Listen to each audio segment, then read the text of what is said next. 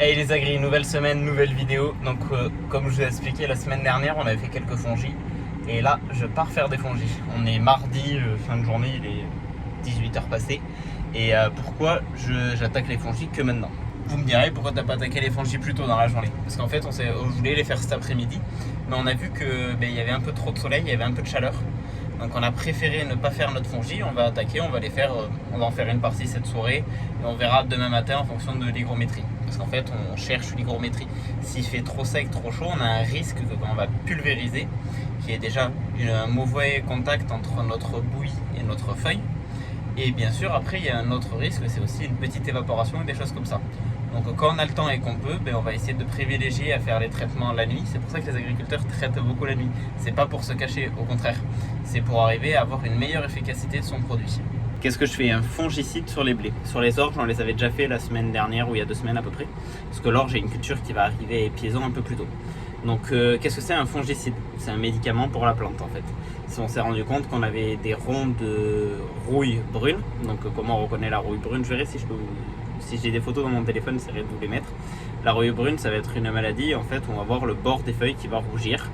Et en fait, on va jaunir et tout ça, et on s'en rend compte parce que quand on passe son doigt sous la feuille, sur son doigt, on a comme de la rouille de fer, quoi. Et après, il y a une autre maladie qui est la fusariose, voilà. Et c'est les 2 maladies ici qu'on a le plus. Donc il y en a qui vont faire plusieurs traitements. Nous, en vrai, on est dans une région où on va faire un seul fongicide sur toute notre culture, parce qu'on n'en a pas besoin. Et on le fait au stade DFE, donc dernière feuille étalée, début épi. On est entre ces 2 stades, parce qu'en fait, si le pied est malade plus bas dans les feuilles, c'est pas très important. Nous, ce qu'on veut éviter qu'il soit malade, c'est notre épi et nos dernières feuilles, parce que c'est là où il y aura le rendement. Donc pour ça, on a vu qu'il y avait les feuilles du bas qui étaient malades. Et si par exemple tu as un printemps très sec, on n'aura pas de maladie qui va monter ou très peu qui va monter sur l'épi. Pourquoi? Parce qu'en fait, il y a un effet qui se produit qui s'appelle l'effet splash. C'est l'effet que, en fait, donc, qu'est-ce que c'est déjà les maladies? Ce sont des champignons. Voilà, pour vous dire. Donc c'est des spores et tout ça. Et l'effet splash, en fait, c'est que quand il va pleuvoir, les gouttes vont éclabousser sur les feuilles et ça va envoyer des spores un peu plus haut, un peu plus haut, un peu plus haut. Et c'est pour ça qu'on a la maladie qui monte sur notre plante. C'est dû à cet effet qui s'appelle l'effet splash. Donc sur un printemps très très sec, il y a moins de risques. Après, ce qui va favoriser, c'est comme là ces temps-ci. Vous voyez, hier il faisait très orageux, il faisait lourd. Aujourd'hui, il y a de la chaleur, donc beaucoup d'humidité qui remonte. Et ça, les maladies sur les céréales, ça adore ces temps-là. Donc c'est pour ça que là, on va faire notre fongicide. Voilà. Donc je pense que je vous ai à peu près tout expliqué de pourquoi on traitait à ce moment-là et tout ça. Donc, devant, j'ai mon N134. Derrière, j'ai mon pulvé Technoma en 20 mètres. Pardon. Sur cet écran, du coup, j'ai tout ce qui est pulvé. Donc là, j'ai ici tous mes réglages. Et ici, j'ai pour le dépliage des rampes. Sur mon écran principal de SmartTouch, je garde mon GPS et les informations classiques. Et voilà. Donc, on se retrouve sûrement demain pour la suite des explications. Et la suite de ma semaine. Allez, c'est parti. Fongicide fini pour la soirée. On va se garer à côté du petit 235 qu'on va utiliser demain matin pour finir d'aller passer un peu de herse rotative. Voilà. Donc allez, on se fout sous l'hangar et je vous dis à demain. Du coup voilà, je vous reprends. Cet après-midi, changement de programme, je suis aussi midi sur vous. Mon patron a commencé ce matin. Et donc là, je le remplace un peu le temps qu'il vienne. Parce qu'on veut finir de semer ce sorgho. Donc là, il y a un champ, 2 champs de 7 hectares en fait. Ils sont séparés par un chemin. Il doit rester dans les 6 hectares à peu près à semer, donc il n'y en a pas pour longtemps. Et on doit passer de la RC tri sur ce sur quoi j'ai passé la herse rotative ce matin. On a envie de passer un coup de RC tri. Parce que vu que c'est pour du bio, on a arraché de l'herbe, on va finir de la remonter. La RC tri va niveler en surface pour tuer un peu les mauvaises herbes qu'on a réussi à relever à la rotative. D'habitude, on le fait avec le N134, la RC tri, parce qu'il a les roues étroites, donc dans les céréales, ça passe impeccable. Mais le souci, vu que là, on a travaillé, que c'est assez meuble, on veut utiliser le 174 pour passer à la RC tri. Parce que le risque, sinon, c'est que on va trop trépigner, on va trop tasser. Le 174, avec des grosses montes de pneus, il va beaucoup moins tasser. Je vous reprends. J'espère que vous m'entendez bien. Là, on voit le 174, le semoir derrière. Qu'est-ce que je suis en train de semer? Je vous montre. Là, on est en train de semer notre soja. Vous voyez? Donc le grain est petit dû à que là c'est de la semence fermière et l'an dernier Les conditions ont fait qu'on a récolté un petit soja qui est monté son avant. Donc là j'ai mes sacs de tricard. J'avais pris une bâche blanche pour éviter que le soleil tape dessus. Parce que ce matin, ce que j'ai fait, j'ai inoculé mon soja. De nature, elle va pas créer, c'est comme sur la févrole et tout ça, elle ne va pas créer ces nodosités. On y ajoute du coup une bactérie, un champignon. Je l'ai fait ce matin. Donc en fait c'est quelque chose qu'on rajoute à la semence. C'est comme un enrobage. Et si on regarde, c'est un enrobage transparent, on le voit pas à l'œil. Ça se passe, nous on en utilise un, je vous mettrai en vidéo des petits extraits de vidéo de quand je l'ai fait ce matin. Du coup comment ça se passe? On pèse, on sait qu'un seau à peu près plein fait 8 kg. Du coup on va mettre une douzaine dans la bétonnière. Et après ce qu'on va faire c'est qu'on va mettre une boîte et composée de 2 sachets.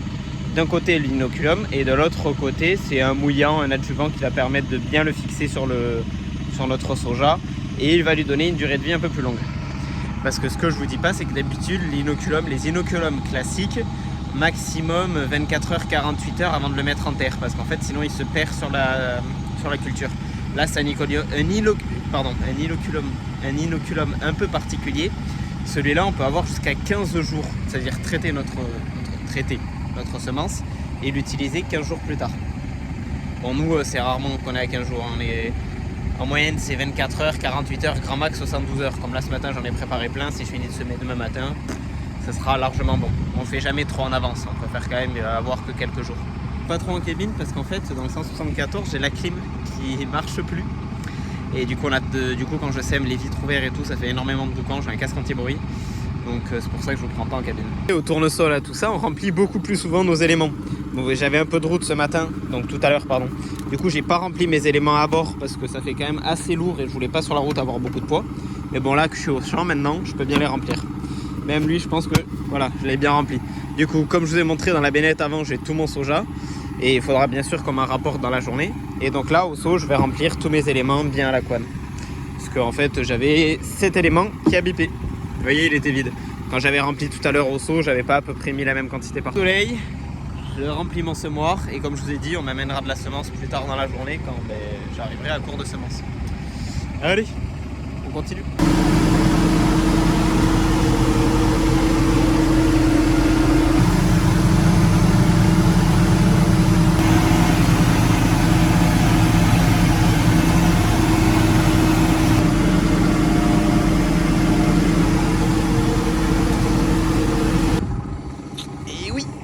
Encore en train de semer, je suis en train de finir mes sojas là.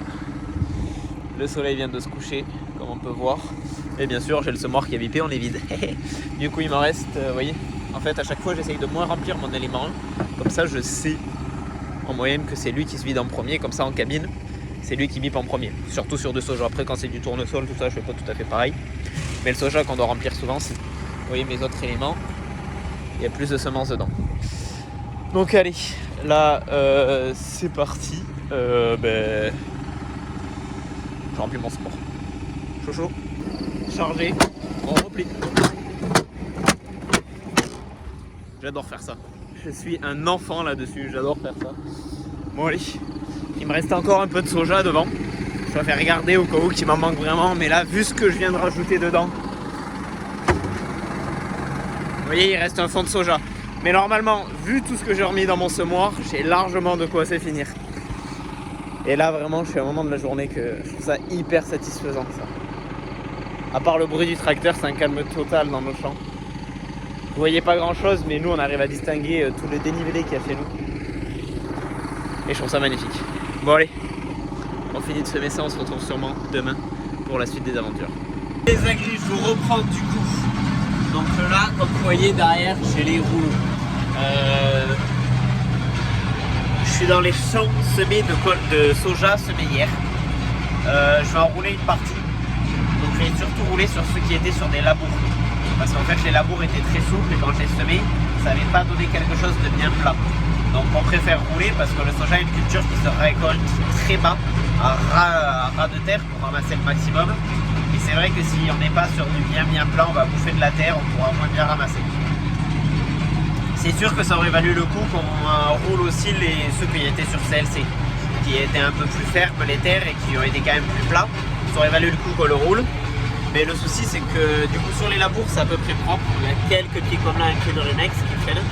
Mais dans l'ensemble les labours sont propres, que les CLC sont assez sales.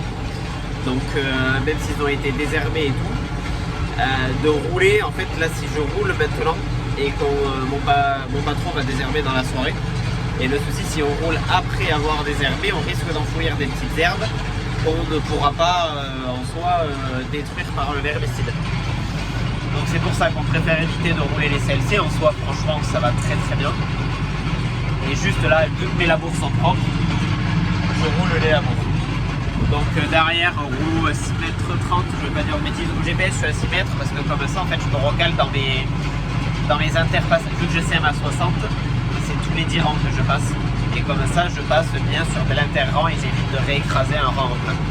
Donc je suis bien avec le 174, donc quand même des pneus larges, donc je tasse pas trop. Et voilà, derrière ça c'est impeccable. On est vendredi milieu d'après-midi. Ça sent le week-end. Voilà, clairement, ça sent le week-end. Donc, je pense pas que je vais vous reprendre. Je pense que c'est une fin de vidéo pour vous. J'espère qu'elle aura pu vous plaire. Donc, pareil, format vlog, j'ai pas eu le temps de sortir le drone et de faire des choses comme ça. Mais bon, j'espère que la vidéo a pu vous plaire et je vous dis à la semaine prochaine pour une nouvelle vidéo. Ciao, ciao tout le monde!